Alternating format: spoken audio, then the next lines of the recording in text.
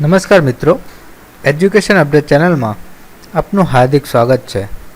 મિત્રો, આજના આ વિડીયોમાં ગુજરાત માધ્યમિક અને ઉચ્ચતર માધ્યમિક બોર્ડ વિશે અભ્યાસ કરીશું. જેના પ્રશ્નો જોઈએ. ગુજરાત માધ્યમિક બોર્ડની રચના કયા અધિનિયમ હેઠળ કરવામાં આવી છે? જવાબ છે ગુજરાત માધ્યમિક શિક્ષણ અધિનિયમ 1972ની કલમ 3 હેઠળ. ગુજરાત માધ્યમિક શિક્ષણ બોર્ડની સ્થાપના ક્યારે થઈ?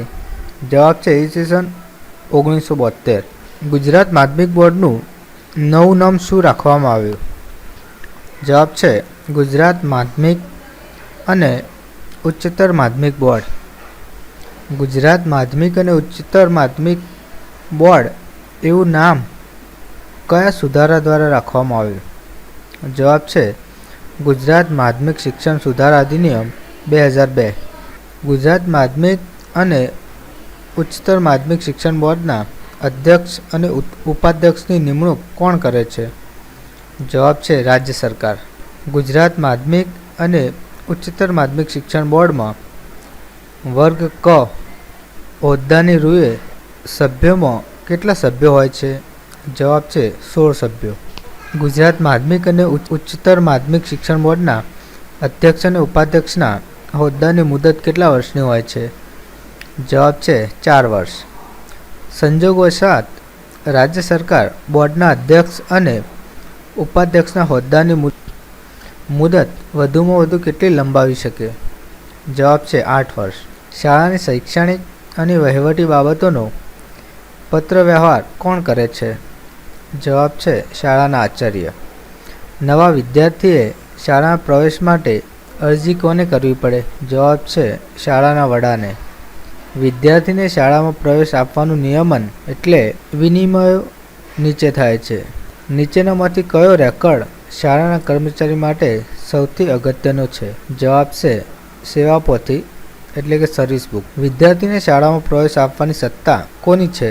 જવાબ છે શાળાના વડાની. શાળામાં વર્ગ બઢતીના નિયમો કોણ બહાર પાડે છે? જવાબ છે માધ્યમિક શિક્ષણ બોર્ડ. શાળાના જનરલ રજિસ્ટરની નોંધમાં કોણ ફેરફાર કરી શકે?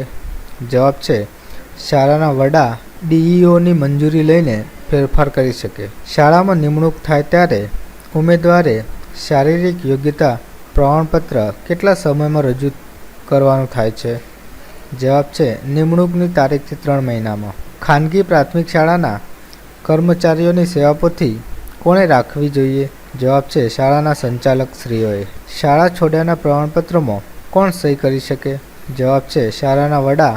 વર્ગ શિક્ષક સહી ન કરી શકે. પ્રાથમિક શાળાનું ઓછામાં ઓછું અઠવાડિયાનું શૈક્ષણિક કાર્ય કેટલા કલાકનું હોવું જોઈએ?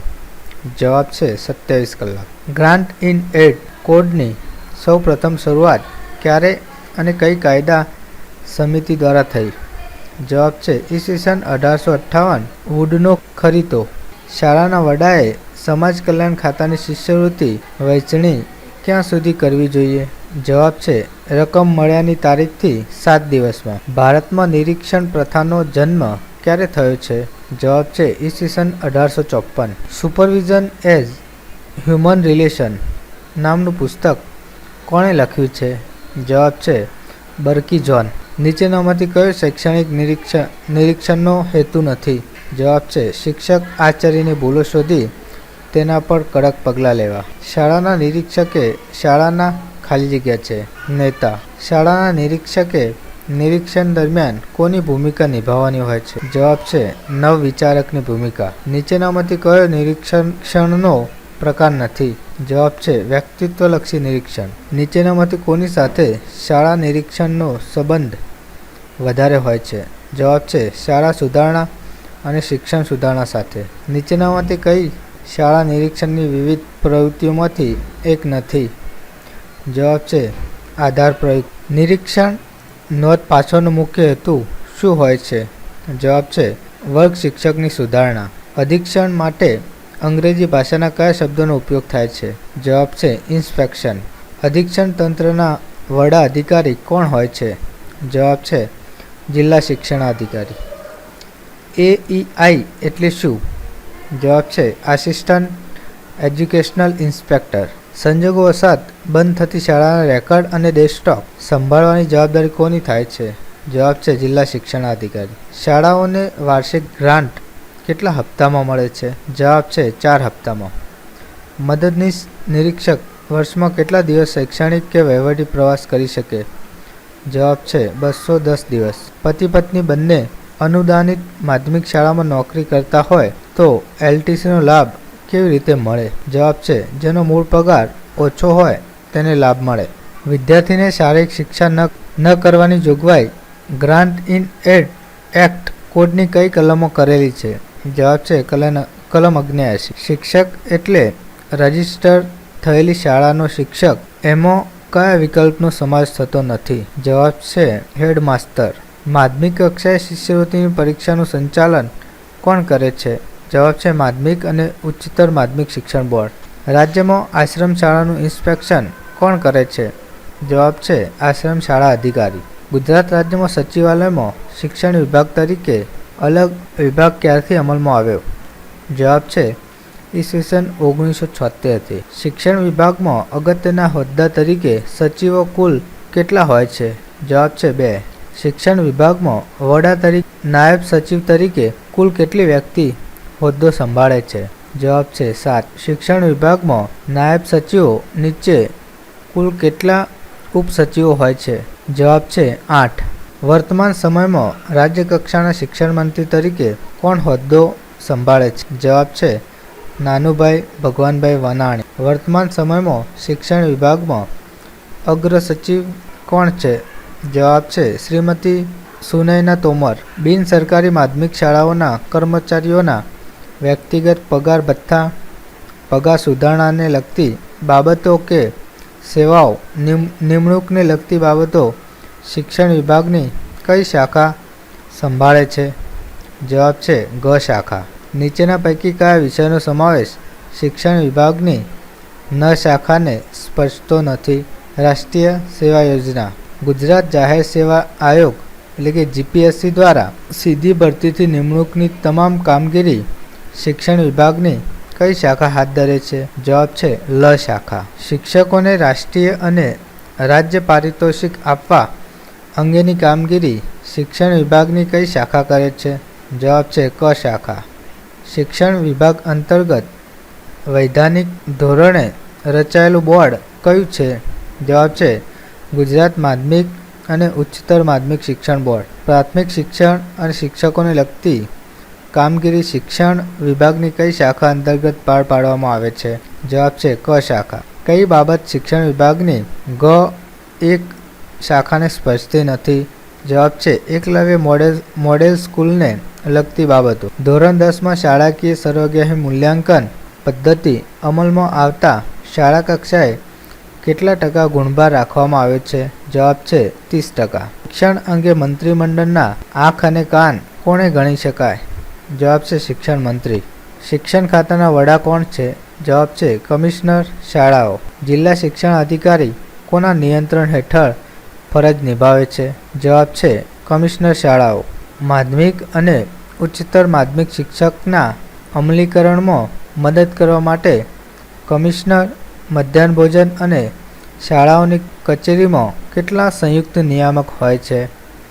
જવાબ છે 2. કમિશનર મધ્યાહન ભોજન અને શાળાઓમાં કયા વિષયના નિરીક્ષકો હોય છે? જવાબ છે શારીરિક શિક્ષણ, કલા, સંસ્કૃત. ઉચ્ચ શિક્ષણ કમિશનર મેડિકલ અને ટેકનિકલ શિક્ષણ સિવાયના ઉચ્ચ શિક્ષણના વડા છે. ગુજરાત માધ્યમિક અને ઉચ્ચતર માધ્યમિક શિક્ષણ બોર્ડના કુલ સભ્યો કેટલા હોય છે? જવાબ છે 50 સભ્યો. ગુજરાત માધ્યમિક અને ઉચ્ચતર માધ્યમિક શિક્ષણ બોર્ડમાં ચૂંટાયેલા સભ્યો કેટલા છે? જવાબ છે 35 સભ્યો. ગુજરાત માધ્યમિક અને ઉચ્ચતર માધ્યમિક શિક્ષણ બોર્ડમાં હોદ્દાની રૂએ કેટલા સભ્યો હોય છે? જવાબ છે 10 સભ્યો. એચએસસીમાં પ્રશ્નપત્રો મુખ્ય કેટલી ભાષામાં છાપવામાં આવે છે અને કઈ કઈ? તો 3 ભાષામાં, ગુજરાતી, હિન્દી અને અંગ્રેજી. ગુજરાત માધ્યમિક અને ઉચ્ચતર માધ્યમિક શિક્ષણ બોર્ડની કારોબારી સમિતિમાં કેટલા સભ્યો હોય છે? જવાબ છે 12 સભ્યો. ગુજરાત માધ્યમિક અને ઉચ્ચતર માધ્યમિક શિક્ષણ બોર્ડની સત્તા અને ફરજો કઈ કલમમાં દર્શાવેલી છે? જવાબ છે કલમ 17 ઈસવીસન 1972 આપાતકાલીન પરિસ્થિતિમાં ગુજરાત માધ્યમિક અને ઉચ્ચતર માધ્યમિક શિક્ષણ બોર્ડની બેઠક કોણ બોલાવી શકે? જવાબ છે અધ્યક્ષ. ગુજરાત માધ્યમિક અને ઉચ્ચતર માધ્યમિક શિક્ષણ બોર્ડની વેબસાઇટ જણાવો. જવાબ છે www.gseb.org. બોર્ડના સેક્રેટરી બોર્ડની બેઠકમાં હાજર રહી શકે છે પણ મત આપી શકે નહીં. બોર્ડના કોષાધ્યક્ષ તરીકે કોણ કાર્ય કરે છે? જવાબ છે બોર્ડના સેક્રેટરી. ધોરણ 10 માટે SSCE પરીક્ષા અંગેની માધ્યમિક શિક્ષણ બોર્ડની કચેરી ક્યાં આવેલી છે? જવાબ છે વડોદરા. ધોરણ 12 માટે પરીક્ષા અંગેની માધ્યમિક શિક્ષણ બોર્ડની કચેરી ક્યાં આવેલી છે? જવાબ છે ગાંધીનગર. ગુજરાત રાજ્ય માધ્યમિક શિક્ષણ બોર્ડની વડોદરા કચેરીના વડા કોણ હોય છે? જવાબ છે ખાસ ફરજ પરના અધિકારી. કમિશનર શાળાઓ અને માધ્યમિક તથા ઉચ્ચતર માધ્યમિક શાળાઓ વચ્ચેની કડીરૂપ કામગીરી કોણ કરે છે? જવાબ છે જિલ્લા શિક્ષણાધિકારી. આચાર્ય શૈક્ષણિક સંવર્ગના કર્મચારી છે. આચાર્યને ફરજો શામાં આપી છે? જવાબ છે ગ્રાન્ટ ઇન એડ કોડ 1964. ભારતનું ભાવિ તેના વર્ગખંડમાં ઘડાય છે. આ વાક્ય કોનું છે? જવાબ છે કોઠારી કમિશન. આચાર્ય એ શાળારૂપી નાવનો કુશળ કપ્તાન છે.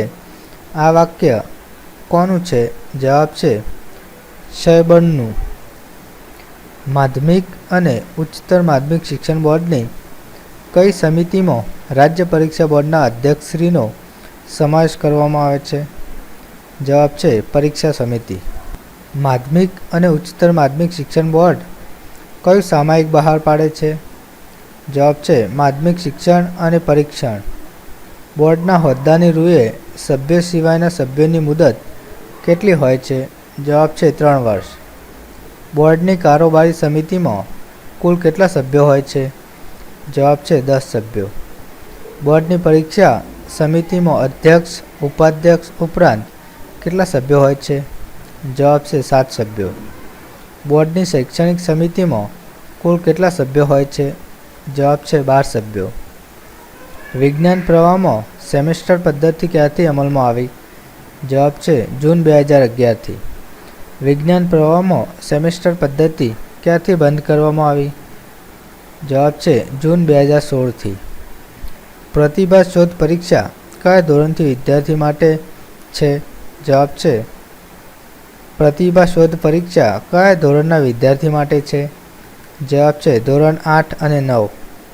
ગુજરાત માધ્યમિક અને ઉચ્ચતર માધ્યમિક શિક્ષણ બોર્ડની કચેરી ક્યાં આવેલી છે? જવાબ છે ગાંધીનગર સેક્ટર 10 જૂના સચિવાલય.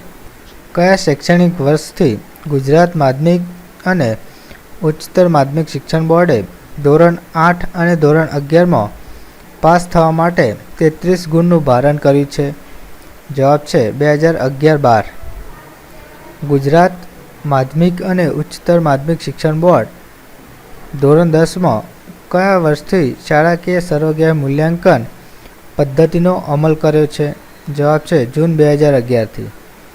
બોર્ડના હોદ્દાની રૂએ સભ્ય સિવાયના સભ્યોના હોદ્દાની મુદત રાજ્ય સરકાર ઈચ્છે તો કેટલી વધારી શકે?